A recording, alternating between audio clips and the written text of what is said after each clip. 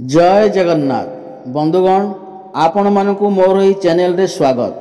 आपणकर जदि बिछा राशि होइथाए तेबे एही भिडियोटी को शेष पर्यंत देखंतु। बिछा राशिर व्यक्ति विशेषक जीवन एही मास ठारू बदलिबाकू जाउअछि, कारण ग्रह नक्षत्र मानकर चलन रे गोटे बहुत बड़ परिवर्तन हेबाकू जाउअछि, जहा द्वारा एमानकर जीवन रे चलिथिबा समस्त दुख कष्ट एवं समस्यार अंत हेबाकू जाउअछि, पुणी थरे खुशी फेरिबाकू जाउअछि। देखंतु बुध शुक्र एवं सूर्यंकर राशि परिवर्तन हेबाकू जाउअछि एवं बृहस्पति मध्य वक्री हेबाकू जाउछंती, जहा द्वारा आपणक जीवन रे किछि बड़ हेबाकू जाउअछि। आपणक जीवन रे चलिथिबा समस्त दुख कष्टर अंत हेबाकू जाउअछि, पुनर्बार आपणकर जीवन रे खुशी फेरिबाकू जाउअछि। तेबे आसंतु जानिबा एही मास ठारू आपणक जीवन रे कौन सबु बड़ परिवर्तन हेबार अछि। ता पूर्वरु जदि आपणकर भी बिछा राशि होइथाए एवं आपण जदि माँ दुर्गा को एवं जगन्नाथ को सच्चा हृदय रे भक्ति करुथांती विश्वास करथांती, तेबे एही वीडियोटी को लाइक करी कमेंट बॉक्स रे जय जगन्नाथ जय माँ दुर्गा अवश्य लिखि दियंतु। देखंतु पूर्वरु आपणकर स्वास्थ्य खराब रहुथिला, धन जनित समस्या देखा देउथिला, आपण ऋण नेउथिले किंतु ऋण सुझी पारु नथिले, ऋणर भार आपणक उपरे बढ़ी जाइथिला, गृह परिवार रे खुशीर वातावरण नथिला, शिक्षा क्षेत्र रे समस्या देखा देउथिला, आपणकर खर्च बढ़ी चलीथिला, समाज रे आपणकर मान सम्मान नथिला, आपणकु चाकरी प्राप्त होई पारु नथिला, संतान संतति पई आपण चिंतित थिले, प्रेम जीवन रे मध्य समस्या देखा देउथिला, व्यापार वाणिज्य रे मध्य लॉस हेउथिला। तेबे जहा भी समस्या आपणक जीवन रे चलीथिला ताहा एबे दूर हेबाकू जाउअछि। आपणक जीवन रे पुणी थरे खुशी फेरिबाकू जाउअछि। आपणक जीवन रे नूतन सूर्य हृदय हेबाकू जाउछंती। देखंतु शुक्रंकर राशि परिवर्तन हेउअछि। शुक्र जिए कि धनर कारक ग्रह, शुक्र ग्रह को माँ लक्ष्मींकर स्वरूप माना जाय थाए। शुक्र ग्रह आपणकर द्वादश स्थिति रे थिले, किंतु वर्तमान शुक्र आपणकर लग्न भाव रे मालव्य नामक राजयोग निर्माण करुछंती एवं आपणकर धन स्थान को चलन करिवे। बुध सूर्य मध्य आपणक लग्न भाव को चलन करिवे एवं बृहस्पति मध्य वक्री हेबाकू जाउछंती, जहा फल रे आपणकर सप्तम भावर फल देबाकू जाउछंती। बंधुगण आपणकर लग्न भाव रे मालव्य नामक राजयोगर निर्माण होई अछि, जहा कि बहुत श्रेष्ठ एवं उत्तम माना जाय थाए। कालपुरुषर कुंडली रे मालव्य नामक राजयोगरु बहुत श्रेष्ठ विचार करा जाय थाए। एही समय रे आपणक संसारर समस्त सुख प्राप्ति हेबो। शुक्र हेउचंती भौतिक सुखर कारक ग्रह, आपणको समस्त प्रकार भौतिक सुख प्राप्ति हेबो। एही समय रे आपणकर चेहरा रे निखार आसीबाकू लागिबो, आपण सुंदर देखिबाकू लागिबे। पूर्वरु जदि आपणकर किछि समस्या रहिथिला तेबे सेथिरे मध्य सुधार हेबाकू आसीबो एवं शुक्र हेउचंती धनर कारक ग्रह, आपणको आकस्मिक धन मध्य प्राप्ति हेबो, प्रचुर धन मध्य प्राप्ति होई पारे। चारि दिगरु आपणको लाभ ही लाभ प्राप्ति हेबो। एही समय रे आपण कौनसी जानवाहन भूमि अथवा जमी प्रॉपर्टी इत्यादि किनिबा पई मन बळाई पारंती। प्रेम जीवन पई एही समय अत्यंत शुभ अटे। एही मास ठारू आपणकर प्रेम जीवन रे सुख फेरी आसीबो। पूर्वरु जदि आपणकर प्रेम जीवन रे किछि समस्या लागि रहिथिला सेथिरे मध्य सुधार आसीबो। आपण दुई जनक मध्य रे भल पाइबा बढ़िबो। आपण एही समय रे बहुत इमोशनल रहिबे, बहुत रोमांटिक स्वभावर देखा जिवे। आपण आपणकर पार्टनर को सहित कौनसी स्थान को बुलिबाकू जाई पारंती, काहेकि ना भ्रमण सुख मध्य आपणको प्राप्ति हेबो एवं शुक्र एठारे बसी आपणकर सप्तम भाव को देखुचंती एवं देवगुरु बृहस्पति मध्य वक्री होई करी आपणकर सप्तम भावर फल देबे। एही समय रे आपणकर विवाह होई पारे। जो मानकर विवाह होई पार नथिला ସେମାନେ ବହୁତ ଅଧିକ ଚିନ୍ତାରେ ଥିଲେ, ତ ସେମାନଙ୍କର ବିବାହ ଯୋଗ ମଧ୍ୟ ଖୋଲିଯିବ। ବିବାହ ପ୍ରସ୍ତାବ ଘରକୁ ଆସିପାରେ ଏବଂ ଫାଇନାଲ ମଧ୍ୟ ହୋଇପାରେ ଏବଂ ଆପଣଙ୍କର ଭଲ ପାଇବା ବିବାହର ରୂପ ମଧ୍ୟ ନେଇପାରେ।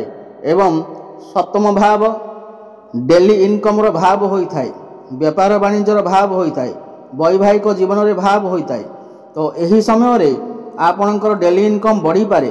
ବେପାର ବାଣିଜ୍ୟ କ୍ଷେତ୍ରରେ ଆପଣ ବହୁତ ଅଧିକ ଉନ୍ନତି କରିବେ। ଆପଣ କୌଣସି ନୂତନ ବେପାର ମଧ୍ୟ ଆରମ୍ଭ କରିପାରନ୍ତି। ବେପାର କ୍ଷେତ୍ରରେ ଆପଣଙ୍କର ଗ୍ରାହକ ବଢ଼ିପାରନ୍ତି। ଡେଲି ଇନକମ୍ରେ ବୃଦ୍ଧି ଆସିବ। ଆପଣ ପଇସା କିଛି ରୋଜଗାର କରିପାରିବେ, ସଞ୍ଚୟ ମଧ୍ୟ କରିପାରିବେ। ବୈବାହିକ ଜୀବନରେ ମଧ୍ୟ ଖୁସି ଫେରି ଆସିବ। ବୈବାହିକ ଜୀବନ ଯଦି କିଛି ସମସ୍ୟା ଚାଲୁଥିଲା ତେବେ ସେଥିରେ ମଧ୍ୟ ସୁଧାର ଆସିବ। ମଧୁର ସମ୍ପର୍କ ସ୍ଥାପନ ହେବ।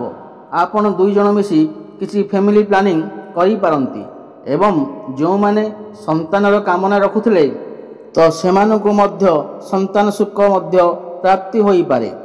ଆପଣ ଦୁଇ ଜଣଙ୍କ ମଧ୍ୟରେ ତାଳମେଳ ଭଲ ରହିବ। ଆପଣଙ୍କର ଲାଇଫ୍ ପାର୍ଟନରଙ୍କର କ୍ୟାରିୟରରେ ମଧ୍ୟ ଗ୍ରୋଥ ଆସିବ। ସମାଜରେ ଆପଣଙ୍କୁ ମାନ ସମ୍ମାନ ପ୍ରାପ୍ତି ହେବ ଏବଂ ଏହାପରେ ଶୁକ୍ର ଆପଣଙ୍କର ଦ୍ୱିତୀୟ ଭାବ ଧନ ଭାବକୁ ଚଳନ କରିବେ ଏବଂ ବୃହସ୍ପତି ଶୁକ୍ରଙ୍କୁ ଦେଖିବେ। ତ ଧନ ପାଇଁ ଏହି ମାସଟି ଅତ୍ୟନ୍ତ ଶୁଭ ଅଟେ। ଏହି ମାସଠାରୁ ଆପଣଙ୍କୁ ଆକସ୍ମିକ ଧନ ପ୍ରାପ୍ତି ହେବ। ଚାରି ଦିଗରୁ ଲାଭ ପ୍ରାପ୍ତି ହେବ। ପାରିବାରିକ ସୁଖ ପ୍ରାପ୍ତି ହେବ। ଘର ପରିବାରରେ ଆପଣଙ୍କୁ ମାନ ସମ୍ମାନ ପ୍ରାପ୍ତି ହେବ। ଶନି ଆପଣଙ୍କର ପଞ୍ଚମ ଭାବରେ ବସି ଲାଭ ଭାବକୁ ଦେଖୁଛନ୍ତି, ଏକାଦଶ ଭାବକୁ ଦେଖୁଛନ୍ତି, ତ ଆପଣଙ୍କୁ ଲାଭ ପ୍ରାପ୍ତି ହେବ। ଆପଣଙ୍କର ଗୋଟିଏ କୌଣସି ବଡ଼ ଇଚ୍ଛା ପୂର୍ଣ୍ଣ ହୋଇପାରେ। ବିଦ୍ୟାର୍ଥୀମାନଙ୍କ ପାଇଁ ଏହି ମାସଠାରୁ ସମୟ ଅତ୍ୟନ୍ତ ଶୁଭ ଅଟେ। ସେମାନେ ସେମାନଙ୍କର ଶିକ୍ଷା କ୍ଷେତ୍ରରେ ବହୁତ ଉନ୍ନତି କରିବେ। ଏହି ମାସଠାରୁ ଯଦି ଆପଣଙ୍କର କିଛି ପରୀକ୍ଷା ଥାଏ ତେବେ ସେଥିରେ ଆପଣ ନିଶ୍ଚୟ ଉନ୍ନତି କରିବେ। ଆପଣ କୌଣସି ଉଚ୍ଚଶିକ୍ଷା କରିବା ପାଇଁ ବାହାରକୁ ଯାଇପାରନ୍ତି କିମ୍ବା କୌଣସି ସ୍ଥାନରେ ଆଡ଼ମିସନ୍ ନେଇପାରନ୍ତି ଅଥବା କୌଣସି ଫର୍ମ ଫିଲ୍ଅପ୍ ମଧ୍ୟ କରିପାରନ୍ତି। ଶୁଭଫଳ ପ୍ରାପ୍ତି ହେବ। ଆପଣଙ୍କର ମନ ପାଠପଢ଼ାରେ ଲାଗିବ। ଆପଣଙ୍କ ଜ୍ଞାନ ବଢ଼ିବ ଏବଂ ବୁଦ୍ଧି ବଢ଼ିବ। ଜ୍ଞାନ ଏବଂ ବୁଦ୍ଧି ବଳରେ ଆପଣ ବହୁତ ଉନ୍ନତି କରିବେ। ଦେଖନ୍ତୁ, ମଙ୍ଗଳ ଆପଣଙ୍କ ଭାଗ୍ୟ ଭାବରେ ଅବସ୍ଥାନ କରିଛନ୍ତି ଏବଂ ଭାଗ୍ୟ ଭାବରେ ଅଧିପତି ବୁଧ ଆପଣଙ୍କ ଉଚ୍ଚ ସ୍ଥାନରେ ଅଛନ୍ତି। ଏହାପରେ ଆପଣଙ୍କ ଲଗ୍ନ ଭାବକୁ ଚଳନ କରିବେ। ଏହାପରେ ଆପଣଙ୍କ ଭାଗ୍ୟ ବହୁତ ଭଲ ରହିବ ଓ ଭାଗ୍ୟର ସାଥ ମିଳିବ ପ୍ରତ୍ୟେକ ଦିଗରୁ। କମ୍ ପରିଶ୍ରମରେ ଆପଣ ବହୁତ ଅଧିକ ସଫଳତା ମିଳିବ। ଭାଗ୍ୟ ବଳରେ ଏହି ସମୟରେ ଆପଣ ବଡ଼ ଇନଭେଷ୍ଟମେଣ୍ଟ କରିପାରନ୍ତି କିମ୍ବା କୌଣସି ବଡ଼ କାର୍ଯ୍ୟରେ ଆରମ୍ଭ କରିପାରନ୍ତି। ଆପଣଙ୍କ ମନ ଧର୍ମ ଆଡ଼କୁ ଅଗ୍ରସର ହୋଇପାରେ। ଆପଣ କୌଣସି ଧାର୍ମିକ ସ୍ଥାନକୁ ଯାତ୍ରା କରିପାରନ୍ତି। ସାମାଜିକ କଲ୍ୟାଣ କାର୍ଯ୍ୟରେ ଆପଣ ମନୋଯୋଗ ଦେବେ। କ୍ୟାରିୟର କ୍ଷେତ୍ରରେ ମଧ୍ୟ ଆପଣ ବହୁତ ଅଧିକା ଉନ୍ନତି କରିବେ, କାହିଁକି ନା ମଙ୍ଗଳ ଆପଣଙ୍କ କ୍ୟାରିୟର ଭାବକୁ ଚଳନ କରିବେ। କ୍ୟାରିୟର ଭାବରେ ଆପଣଙ୍କ ସାହସ ଓ ପରାକ୍ରମ ବଢ଼ିବ। ସାହସ ଓ ପରାକ୍ରମ ବଳରେ ଆପଣ ସବୁ କାମ ସୁରୁଖୁରୁରେ କରିପାରିବେ।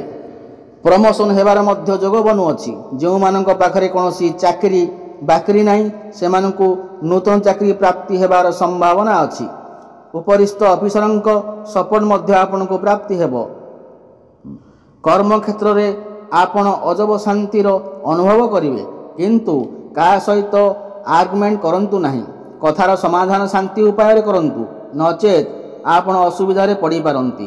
ଆପଣ ନିଜ କର୍ମକୁ ନେଇ କୌଣସି ବାହାର ଜାଗାକୁ ଯାତ୍ରା କରିପାରନ୍ତି। ବିଦେଶ ଯିବାର ଯୋଗ ବନୁଅଛି। ବିଦେଶରେ ରହୁଥିବା କାର୍ଯ୍ୟରତ ଲୋକଙ୍କ ପାଇଁ ଏହି ମାସଠାରୁ ଅତ୍ୟନ୍ତ ଶୁଭ ଅଟେ। ସେମାନଙ୍କୁ ଲାଭ ପ୍ରାପ୍ତି ହେବ। ଭାଇ ଭଉଣୀଙ୍କ ସପୋର୍ଟ ଆପଣଙ୍କୁ ଲାଭ ହେବ। କୋର୍ଟ କଚେରୀରେ ଚାଲିଥିବା ମାମଲା ଆପଣଙ୍କ ସପକ୍ଷରେ ଯାଇପାରେ।